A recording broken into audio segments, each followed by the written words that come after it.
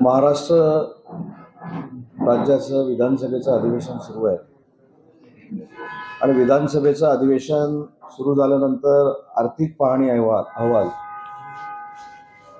जो विधानसभेमध्ये आणि विधान परिषदेमध्ये ठेवण्यात आला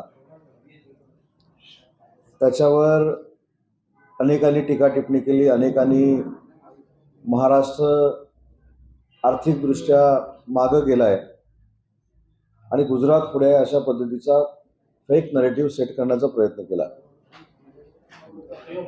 आजच्या पत्रकार परिषदेत मला काही महत्त्वाच्या बाबी आपल्यामार्फत महाराष्ट्राच्या जनतेसमोर आणायच्या आहेत। त्यातला पहिली गोष्ट म्हणजे महाराष्ट्र राज्याची आर्थिक परिस्थिती आणि अर्थव्यवस्था कधी मागे गेली होती याची साल जर आपण शोधली तर ती 19-20, 20-21 आणि 21 पासून अर्धवर्ष असा तो कालावधी आहे। परंतु राज्याचे मुख्यमंत्री आदरणीय एकनाथ शिंदे साहेब झाले, त्याच्यानंतर अर्थमंत्री देवेंद्रजी झाले आणि त्यांनी ही अर्थव्यवस्था पुन्हा एकदा सुरळीत करण्याचा प्रामाणिकपणाचा प्रयत्न केला।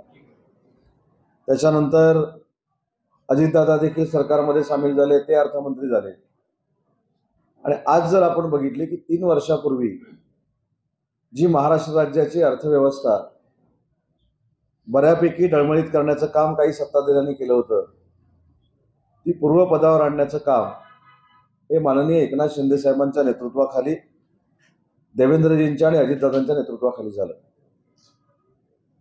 याचा सगळ्यात महत्त्वाचा जो भाग आहे तो 22-23 ला राज्याचा GDP हा 9.4% आहे आणि गुजरातचा 8% आहे। आपल्या राज्यामध्ये आलेली 22-23 ला जी परकीय गुंतवणूक आहे ती 1,18,422 कोटी एवढी आहे आणि 23-24 ला राज्यामध्ये आलेली फॉरेन डायरेक्ट इन्व्हेस्टमेंट ही 1,01,12 कोटी रुपये एवढी आहे। आपण 3 वर्षापूर्वीचा जर FDIचा आलेख बघितला तर त्या 3 वर्षातली 2 वर्ष, एक वर्ष गुजरात 1 नंबरला होतं आणि एक वर्ष कर्नाटक 1 नंबरला होतं। आता गेली सलग 2 वर्ष आणि परवा देखील जो 8 दिवसापूर्वी सर्वे झाला त्याच्यामध्ये महाराष्ट्र राज्य परकीय गुंतवणुकीमध्ये 1 नंबरला। तिसरी महत्त्वाची गोष्ट आहे, महाराष्ट्रातलं दरडोई उत्पन्न जे आहे ते 14.95% वाढलेलं आहे।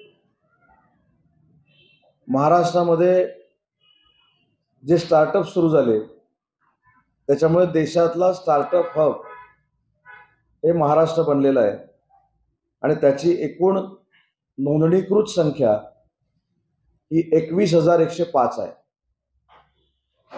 आणि या 21,105 उद्योजकांनी 2,37,171 रोजगाराच्या संध्या उपलब्ध करून दिलेल्या आहेत।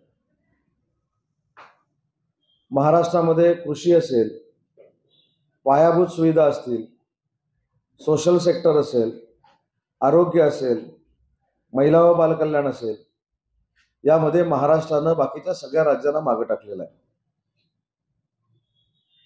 एक शंका रेशन कार्डच्या बाबतीमधली देखील निर्माण केली गेली, पण वर्ष 2022 पासून आतापर्यंत 6,47,000 ही रेशन कार्ड महाराष्ट्रामध्ये वितरित करण्यात आलेली आहे।